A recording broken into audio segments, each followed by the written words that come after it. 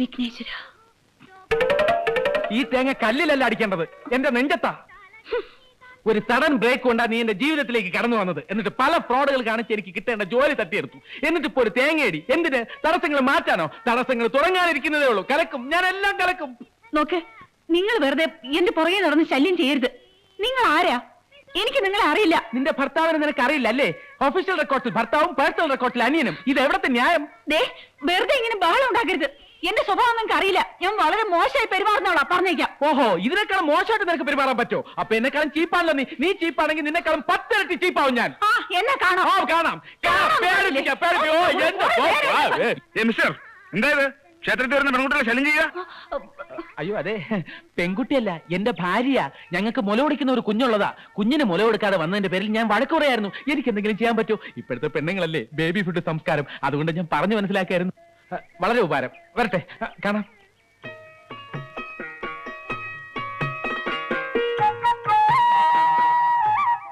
പോയോ?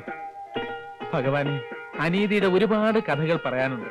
ഒക്കെ സൗകര്യം പോലെ നേരിട്ട് വന്ന് ബോധ്യപ്പെടുത്തിക്കൊള്ളാം. അഡ്വാൻസ് ആയിട്ട് ഇതിരിക്കട്ടെ. വിഘ്നേശ്വര,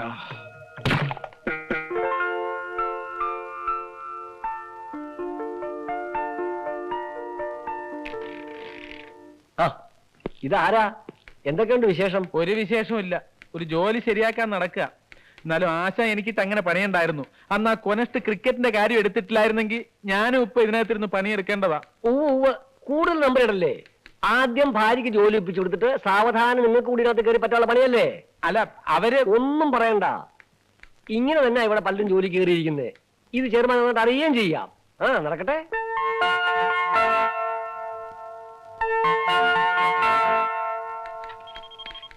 മാഡം, ഹസ്ബൻഡ് കാണാൻ വന്നിരിക്കുന്നു. ഏത് ഹസ്ബൻഡ്?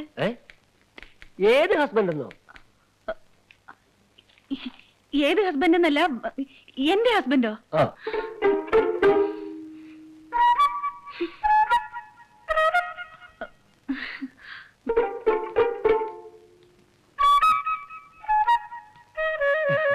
എന്താ?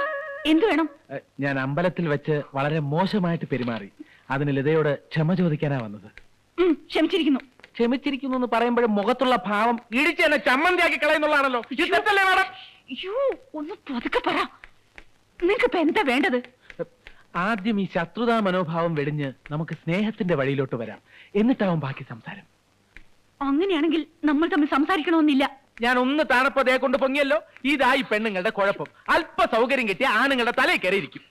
പൊക്കോ, നമ്മുടെ പ്രശ്നങ്ങൾ ചെയർമാന്റെ അടുത്ത് പറഞ്ഞിട്ട് ഞാനും പൊക്കോളാം.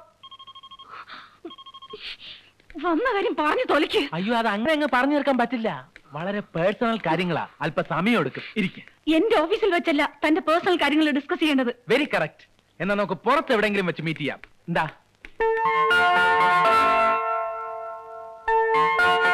എന്തൊക്കെയാ നിങ്ങൾ ഈ പറയുന്നത്? 6 മാസത്തേക്ക് ഞാൻ പോലും പ്രൊബേഷണറി പീരീഡില്ല. അതിനിടയ്ക്ക് നിങ്ങൾക്കും കൂടി ഒരു ജോലി ശരിയാക്കി തരണമെന്ന് പറഞ്ഞ അത് നടപ്പുള്ള കാര്യം തന്നെ. അല്ല, സൗകര്യം പോലെ ശരിയാക്കിയാ മതി. ഞാൻ വെയിറ്റ് ചെയ്യാം. ഏതായാലും നമ്മൾ ഇത്രയും അടുത്തുപോയ സ്ഥിതിക്ക്. ആരടുത്തു? കൂടുതൽ സ്മാർട്ട് ആവാനൊന്നും നോക്കണ്ട. ദേ, ഓഫീസിൽ വെച്ചായതുകൊണ്ട് ഞാനൊന്നും പറഞ്ഞില്ലെന്നേ ഉള്ളൂ.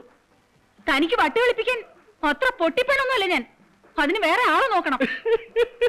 ഈ ലതയുടെ ഓരോ തമാശ എപ്പോഴെങ്ങനെ. ആദ്യം തമാശയൊന്നും വേണ്ട. ജോലി വാങ്ങിച്ചു തരുന്ന കാര്യം ഞാൻ പിന്നീട് നോക്കാം. ഞാൻ പോവാ. അല്ല, കാര്യങ്ങൾക്കൊക്കെ ഒരു തീരുമാനമാകാതെ അങ്ങനെ പോയാലെങ്ങനാ? തീരുമാനോ? അല്ല, എന്റെ ഭാര്യയാണെന്ന് പറഞ്ഞാണല്ലോ ജോലി കയറിയത്. ആണോ എന്നാ ചോദിച്ചത്.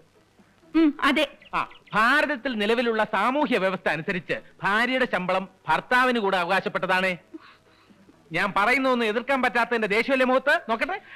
നന്നായിട്ടുണ്ട്. സോ ഞാൻ പറഞ്ഞുകൊണ്ട് വന്നത്, എനിക്കൊരു ജോലി ശരിയാക്കി തരുന്നത് വരെ മാഡത്തിന്റെ ശമ്പളത്തിന്റെ 50% എല്ലാ മാസവും കൃത്യമായി എനിക്ക് കിട്ടണം. ഓക്കെ?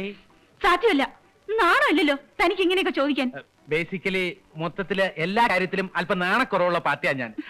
ഇത് അതുകൊണ്ടൊന്നുമല്ല, വേറെ വഴിയില്ലാഞ്ഞിട്ടാ. ശരി, 50% ഞാൻ തന്നില്ലെങ്കിൽ? അങ്ങനെ ഒരു പ്രശ്നം ഉണ്ടായില്ലെന്ന് എനിക്കറിയാം. മാഡത്തിനൊരു ജോലി അത്രയും അത്യാവശ്യമല്ലായിരുന്നെങ്കിൽ ഇതുപോലെ ഒരു കള്ളം പറയുമായിരുന്നു. ഓ ഈശ്വരാ, എന്റെ കഷ്ടകാലത്തിനാ ഇങ്ങനെ ഒരു കള്ളം പറയാൻ എനിക്ക് തോന്നിയത്. അതിന് ഇത്രയും വില കൊടുക്കേണ്ടി വരുമെന്ന് സ്വപ്നത്തിൽ പ്രതീക്ഷിച്ചില്ല അല്ലേ? എല്ലാം നല്ലതിനാണെന്ന് കരുതിയാൽ മതി. അല്ല മാഡം, ഇനി എമൗണ്ടിന്റെ കാര്യത്തിലാണ് തർക്കമെങ്കിൽ ഈ പകുതി എന്നുള്ളത് 1/3 എനിക്ക് വിരോധമില്ല. എന്തു പറയുന്നു? ഹോ, നാശം പിടിക്കാൻ സമ്മതിച്ചു. എന്നാ കൈ തന്നെ. എന്തിന്? കയ്യിലടിച്ച് സത്യം ചെയ്യാൻ. ദേഹത്ത് തൊട്ടുള്ള സത്യം ഒന്നും വേണ്ട. ഞാൻ പറഞ്ഞതാ. ഒരു മിനിറ്റ് നിന്നെ. ഒരു ചെറിയ ബില്ല് കൂടെ കൊടുക്കാനുണ്ടായിരുന്നു. ഒരു നാരങ്ങ വെള്ളം, ഒരു പ്ലേറ്റ് ബജ്ജി.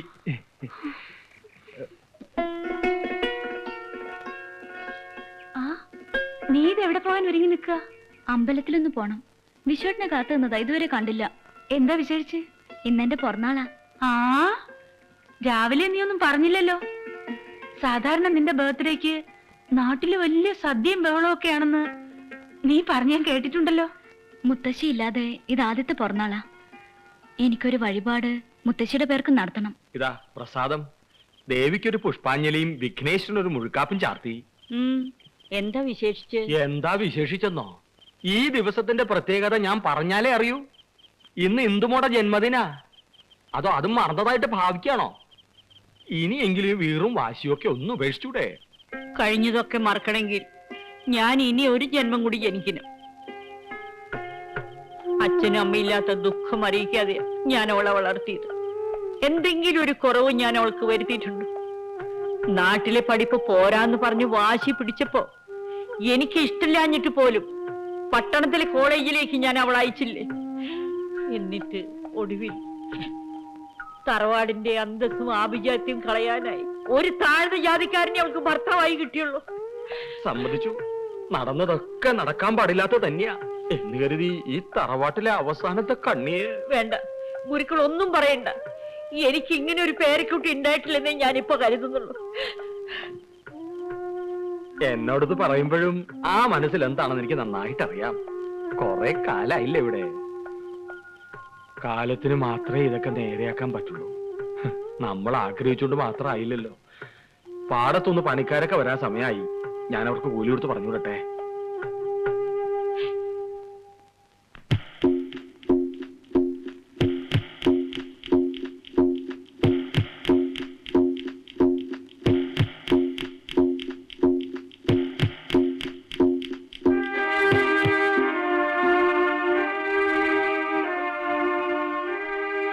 എല്ലാം ആലോചിച്ചിട്ടാണോ വിശ്വ ഈ തീരുമാനം എടുത്തത്? കുറച്ചു നാളത്തേക്ക് ഇവിടെ നിന്ന് മാറി നിന്നില്ലെങ്കിൽ ആകെ കുഴപ്പമാ. കസ്റ്റമേഴ്സ് ഒക്കെ എന്തു പറഞ്ഞാലും കൺവിൻസ്ഡ് ആവാത്തൊരവസ്ഥയാ. എന്റെ ഈ അവസ്ഥ മാക്സിമം മുതലാക്കാൻ ശ്രമിക്കുകയാണ് ആവറാച്ചൻ. എത്രയും വേഗം അയാളുടെ പണം കൊടുത്തു തീർത്തില്ലെങ്കിൽ ചിലപ്പോൾ പ്രോപ്പർട്ടി മുഴുവൻ അയാളുടെ കയ്യിലായിരുന്നിരിക്കും. എനിക്ക് ഏറ്റവും പ്രതീക്ഷയുണ്ടായിരുന്ന ഒരു പ്രോജക്റ്റ് ആയിരുന്നു ഇത്. അതിനിങ്ങനൊരു വിധി. പക്ഷെ തോറ്റു പിന്മാറാൻ ഞാൻ നിശ്ചയിച്ചിട്ടില്ല. മദ്രാസിൽ നിന്ന് കുറച്ച് ഫൈനാൻസ് അറേഞ്ച് ചെയ്യാൻ പറ്റിയ ഞാൻ രക്ഷപ്പെട്ടു. എന്നാലും ഇന്ദുവിനോടൊരു വാക്കുപോലും പറയാതെ പോകുന്നത്. ഇന്ദുവിനെ ഫേസ് ചെയ്യാനുള്ള ഒരു ധൈര്യം എനിക്കില്ല. ലതയ്ക്ക് തോന്നുന്നുണ്ടോ ഒരു ദിവസം പോലും ഞാൻ ഇവിടെ നിന്ന് മാറി നിൽക്കാൻ അവള് സമ്മതിക്കുമെന്ന്? ലത തന്നെ എന്റെ ഈ അവസ്ഥ ഇന്ദുവിനെ ഒന്ന് പറഞ്ഞു മനസ്സിലാക്കണം. ഇനി ആഴ്ചകളും മാസങ്ങളും എടുത്താൽ പോലും എന്റെ ഈ പ്രോജക്റ്റ് മെറ്റീരിയലൈസ് ചെയ്യാനുള്ള പൈസയും കൊണ്ട് ഞാൻ തിരിച്ചു വരും. ലത ഇവിടെ ഉള്ളതാണ് എന്റെ ഏക ആശ്വാസം. ഇന്ദുവിനെ ഏൽപ്പിച്ചിട്ട് പോകാൻ എനിക്ക് വേറെ ആരാ ഉള്ളത്? കാര്യത്തിന്റെ ഗൗരവം മനസ്സിലാക്കാതെയാ നീ ഈ സംസാരിക്കുന്നത്. എന്നാലും വിശ്വട്ടൻ എന്നോടൊന്ന് പറഞ്ഞിട്ട് പോവായിരുന്നില്ലേ? ഓരോ ദിവസം കഴിയുന്തോറും പുതിയ പുതിയ കടബാധ്യതകൾ ഏറ്റെടുക്ക വിശ്വട്ടൻ. എനിക്കെന്തോ പേടിയാവുന്നു. നീ ഇങ്ങനെ ടെൻഷൻ അടിച്ചാലോ? ആ അവറാച്ചന്റെയും മറ്റും കാശ് ഉടനെ തിരിച്ചു കൊടുത്തില്ലെങ്കിൽ വലിയ പ്രശ്നമാകുമെന്നാ വിശ്വം പറഞ്ഞത്. മദ്രാസിൽ ചെന്ന് ഫൈനാൻസറെ കണ്ടാൽ എല്ലാം ശരിയാകും അത്രേ. ഇതൊന്നും വേണ്ടെന്ന് ഞാൻ പലപ്പോഴും പറഞ്ഞിട്ടുള്ളതാ. കേൾക്കണ്ടേ? എന്നെ വിഷമിപ്പിക്കണ്ടെന്ന് കരുതി പലതും എന്നോട് മറിച്ചു പിടിക്കുക വിശ്വട്ടൻ. പാവം, ഈടെ ഒരു സ്വസ്ഥതയുമില്ല. നീ അനാവശ്യമായി ഓരോന്ന് ആലോചിച്ച് സംഗതി പെരുകിക്കുകയാണ്. എന്റെ ഇന്ദു എല്ലാം നല്ലതിനാണെന്ന് മാത്രം കരുതിയാ മതി.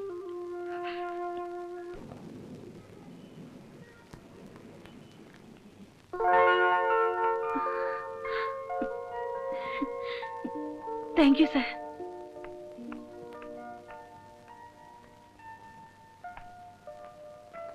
ഭർത്താവ് കാണാൻ വന്നിരിക്കുന്നു.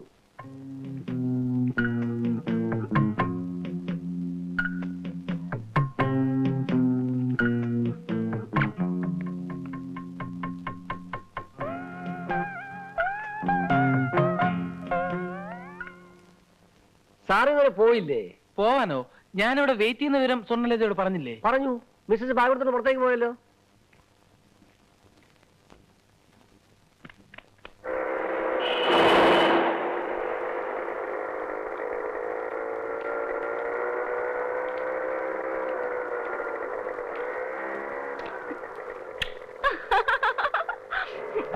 ഓഹോ, അത് ശരി. എടോ ഭാര്യ, അമ്പടി ശമ്പളം വാങ്ങിട്ട് പുറകെ കൂടെ മുങ്ങിയ ഞാൻ അറിയില്ലെന്ന് വിചാരിച്ചു. വണ്ടി എടുത്തോ. അയ്യോ വേണ്ട വേണ്ട, വിട്ടോ വിട്ടോ വിട്ടോ. ഞാനാണ് പറഞ്ഞ വണ്ടി എടുത്താൽ. ഞാൻ ആരാണോ? ഞാനവിടെ ഭർത്താവാ. അല്ലല്ലല്ലല്ല, വിട്ടോ വിട്ടോ വിട്ടോ വിട്ടോ വിട്ടോ. ഞാൻ ഇയാളുടെ ഭാര്യയൊന്നും അല്ല. വിട്ടോ വിട്ടോ. ഭാര്യ അല്ലേ? ശമ്പളത്തിന്റെ മൂന്നിലൊന്ന് തരാമെന്ന് പറഞ്ഞ് നമ്മൾ പാർട്ടി വെച്ച് കരാറുണ്ടാക്കിയത് മറന്നുപോയോ? വണ്ടി എടുത്തോ. ചുമ്മാ ആവശ്യമില്ല. പബ്ലിക് റോഡാണ് പറഞ്ഞേക്കാമോ? വണ്ടി നിർത്തിയിലേക്ക് എന്റെ ഭാര്യയെ തട്ടിക്കൊണ്ടുപോകാൻ ഞാൻ ക്രിമിനൽ കേസ് രണ്ട് പേരെ കൊടുക്കും. വണ്ടി എടുത്താൽ അവരെയൊക്കെ കാശിക്കരുത്. ഞാൻ കാശൊന്നും തരല്ല. ശല്യമായല്ലോ. എന്ത് ശല്യം? എങ്കിൽ നീ അടുത്തോടെ ശമ്പളം വാങ്ങി തിരിക്കുന്ന കാരണം ഞാൻ കേരളത്തിലെ കാശാണുള്ളൂ. ശല്യം ഇതിൽ കൂടുതൽ ഒരു പൈസ ഞാൻ തരില്ല. 300 രൂപയോ? മര്യാദക്ക് 500 രൂപ തരണോ? അതോ ഞാൻ ചെറുമാനെ കാണണോ? എന്നാ പോയി കണ്ടോ. ഒരു ശല്യം. ഞാൻ കഷ്ടപ്പെട്ടുണ്ടാക്കിയ കാശായിരുന്നു. അപ്പൊ ആരുടെ കാശ്? അതെ, അത് ഞാനങ്ങ് വീട്ടിൽ മണിയായിട്ട് എത്തിക്കാം. ഭാര്യമാരായ വാക്കിന് കുറച്ചൊക്കെ വില വേണം. അയ്യോ പോസ്റ്റ്. എന്ത് പോസ്റ്റ്?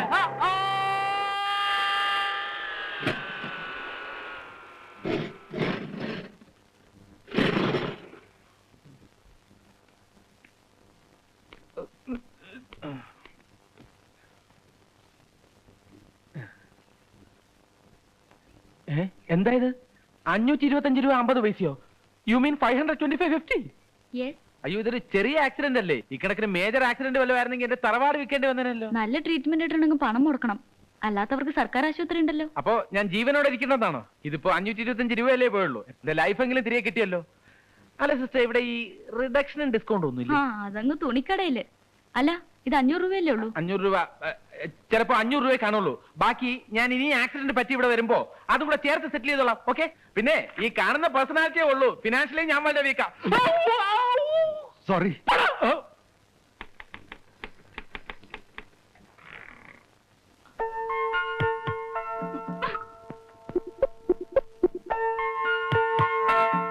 അയ്യോ, ഇത് എന്ത് പറ്റി ചേട്ടാ? ഇങ്ങോട്ട് വരുന്ന വഴിക്ക് ട്രാൻസ്പോർട്ട് ബസ്സിന് കുറുക്കേ ചാടിയ ഒരു പയ്യന്റെ ജീവൻ രക്ഷിക്കുന്നതിനിടെ പറ്റിയതാ.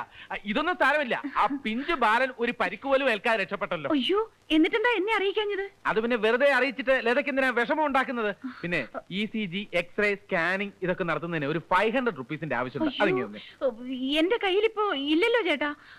ഇനി അടുത്ത 1-ാം തീയതി അല്ലേ ശമ്പളം കിട്ടും. അതിനെന്താ, ഇവരോട് ആരോടെങ്കിലും കടം വാങ്ങിച്ചാൽ മതി. വേണമെങ്കിൽ ഞങ്ങൾ പിരിച്ചു തരാം. അതൊന്നും വേണ്ട. ചേട്ടൻ ഇങ്ങോട്ടൊന്ന് വന്നോ. ഞാനോ? അല്ല, ഈ ചേട്ടൻ. ഒരു മിനിറ്റ്. ഈ പിഞ്ചു ബാലന്മാരെ മരണവക്ത്രത്തിൽ നിന്ന് രക്ഷിക്കുന്നത് എന്റെ ഒരു വിനോദാണ്. ചേട്ടന് തോന്നുന്നുണ്ടോ ആക്സിഡന്റ് പറ്റിയതാണെന്ന്? പിന്നെ ഞാൻ ആരോടും പറയാത്തതാ. ഈയിടെയായിട്ട് ഉണ്ണിയേട്ടന് മദ്യപാനം കുറച്ച് കൂടുതലാ. ബോട്ടിൽ വാങ്ങാൻ കാശിനാ ബാൻഡേജും കെട്ടി വന്നിരിക്കുന്നത്. സംശയം ഉണ്ടെങ്കിൽ ചേട്ടൻ പതുക്കെ ചെന്ന് ആ കൈ ഒന്ന് പിടിച്ച് തിരിച്ചു നോക്കിയേ. അത് പിന്നെ ഞാനല്ലേ പറയുന്നത്. ചെല്ല്. NCC-യിലും ഉണ്ടായിരുന്നു, സ്കൗട്ടിലും ഉണ്ടായിരുന്നു. അപ്പോഴേ എന്തൊക്കെയുണ്ട് വിശേഷം? എന്ത് വിശേഷം ചേട്ടാ? എന്തെങ്കിലുമൊക്കെ നല്ല കാര്യം ചെയ്ത് ജീവിതം ഇങ്ങനെ തള്ളി നീക്കുന്നു. അല്ലാതെന്താ? അയ്യോ, എന്താ ഇത്? അല്പം മനുഷ്യത്വം വേണ്ടേ? ഒന്നും പറയണ്ട. അങ്ങോട്ട് പോവാനല്ലേ പറഞ്ഞത്? അങ്ങോട്ട് പോവാൻ. ചേട്ടന് വേദനിച്ചോ? ഒന്നിങ്ങോട്ട് വന്നേ.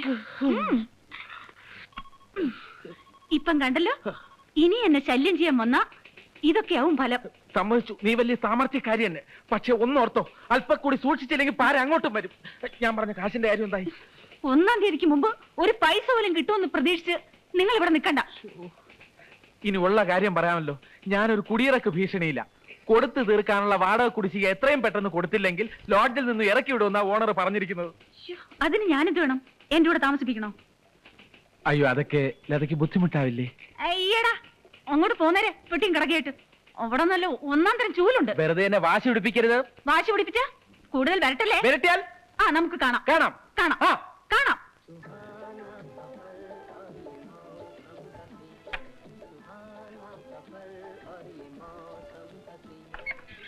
ലതേ, നിന്നെ അന്വേഷിച്ച് ഓഫീസിൽ നിന്ന് വന്നിരിക്കുന്നു. ആ ഇതാ വരുന്നു. ആരാ? എന്തിനാ നിങ്ങൾ ഇങ്ങോട്ട് വന്നത്? അത് കൊള്ളാം. ഭാര്യയുള്ളിടത്തല്ലേ ഭർത്താവ് കഴിയേണ്ടത്? ഓഹോ, ആ അവകാശം പറഞ്ഞ് ഇവിടെ താമസിക്കാൻ വേണ്ടിയിട്ടാണോ ഈ പെട്ടിയും കിടക്കയായിട്ട് എഴുന്നള്ളിയിരിക്കുന്നത്?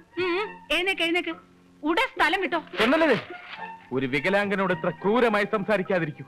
വാടക കൊടുക്കാനില്ലാത്തതിന്റെ പേരിൽ എന്നെ ലോഡ്ജിൽ നിന്നും ഇറക്കി വിട്ടിരിക്കുകയാണ്. ഈ അവസ്ഥയിൽ ഞാൻ എങ്ങോട്ടെങ്കിലും പോയാൽ എന്നെ ശുശ്രൂഷിക്കാൻ ആരുണ്ട്? ആഹാരം വെച്ചു തരാൻ ആരുണ്ട്? മരുന്ന് വാങ്ങിത്തരാൻ ആരുണ്ട്? അയ്യോ, നിങ്ങൾ എന്തൊക്കെയാ മനുഷ്യ ഈ പറയുന്നത്? അപ്പൊ ഞാൻ ഈ പറഞ്ഞൊന്നും സ്വർണ്ണലതയ്ക്ക് മനസ്സിലായിട്ടില്ല. അയ്യോ, എനിക്കൊന്നും കേക്കണ്ട.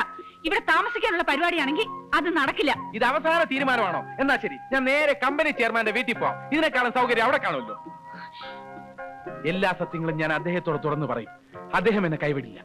അത് ശരി, നിങ്ങൾ എന്നെ ബ്ലാക്ക് മെയിൽ ചെയ്യാൻ ശ്രമിക്കുകയാണോ? ബ്ലാക്ക് മെയിലോ ഗ്രീൻ മെയിലോ മദ്രാസ് മെയിലോ ജീവിക്കാൻ വേണ്ടി ഞാൻ എന്തും ചെയ്യും, ഏത് വേഷവും കിട്ടും. നിന്റെ കമ്പനിയിൽ എനിക്കൂടെ ഒരു ജോലി ശരിയാക്കി തരുന്നവരെ ഞാൻ ഇവിടുന്ന് പോകുന്ന പ്രശ്നമില്ല. ഓഹോ, തീരുമാനിച്ചു കഴിഞ്ഞു. തീരുമാനിച്ചു കഴിഞ്ഞു. ആ, എന്നാ നമുക്ക് കാണാം. കാണാം. ഒന്നി രണ്ടുപേർക്കും ജോലി, അല്ലെങ്കിൽ ആർക്കും ജോലി വേണ്ട. ലതേ, എന്താ ഇത്?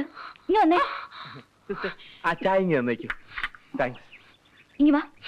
വലിഞ്ഞൊരു വന്നിരിക്കുന്നു. എന്തൊക്കെയാടി ഇത്? ആരാത്? ഞാനൊന്ന് പറഞ്ഞില്ലേ, ഹസ്ബൻഡ് ആണെന്ന് പറഞ്ഞ് ജോലി വാങ്ങിയ. നിനക്ക് ചിരിക്കാം, ഞാനാ പുലിവാലി പിടിച്ചത്. പുലിവാലി പിടിച്ചെങ്കിലേ അത് വെറുതെ ഒന്നുമല്ല. സിസ്റ്റർ, നിങ്ങൾക്കറിയോ എനിക്ക് കിട്ടേണ്ട ജോലി അവർ തട്ടിയെടുത്തത്? ഞാൻ എന്താ ചെയ്യേണ്ടത്? നിങ്ങൾ എന്നെ പറയൂ. ഞാനിപ്പോ ആവശ്യപ്പെടുന്നത് വളരെ ന്യായമായിട്ടുള്ള ഒരു ഡിമാൻഡാണ്. കുറച്ച് ദിവസത്തേക്കുള്ള ഒരു താമസ സൗകര്യം. ഒന്നുകിൽ എനിക്കൊരു ജോലി കിട്ടുന്നത് വരെ, അല്ലെങ്കിൽ വേറൊരു താമസ സൗകര്യം ശരിയാവുന്നവരെ. ഇതിനൊരു തീരുമാനം ഉണ്ടാക്കാതെ ഞാൻ ഇവിടുന്ന് പോകുന്ന പ്രശ്നമില്ല.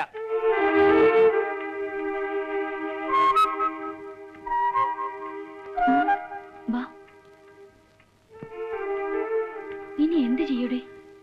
എനിക്കൊരു പിടിയും കിട്ടുന്നില്ല. ഇപ്പൊ അയാൾ ഇവിടുന്ന് പറഞ്ഞു വിട്ടാ നിന്റെ ജോലി പോക്കാം. തൽക്കാലം നമ്മൾ അയാളെ സഹിച്ചേ പറ്റൂ. വിശ്വട്ടിനൊന്ന് വന്നാ എന്തെങ്കിലും ഒരു ജോലി ഇയാൾക്ക് ശരിയാക്കി കൊടുക്കാം. അതുവരെ ഇവിടെ എങ്ങാനും കഴിഞ്ഞോട്ടെ. ഇവിടെയോ? ആ വരാന്തയിലുള്ള മുറി വെറുതെ ഒഴിഞ്ഞു കിടക്കല്ലേ. നമുക്ക് വേറെ ശല്യമൊന്നുമില്ലല്ലോ. അത് വേണോ? അതേ ഉള്ളു മാർഗം. വാ.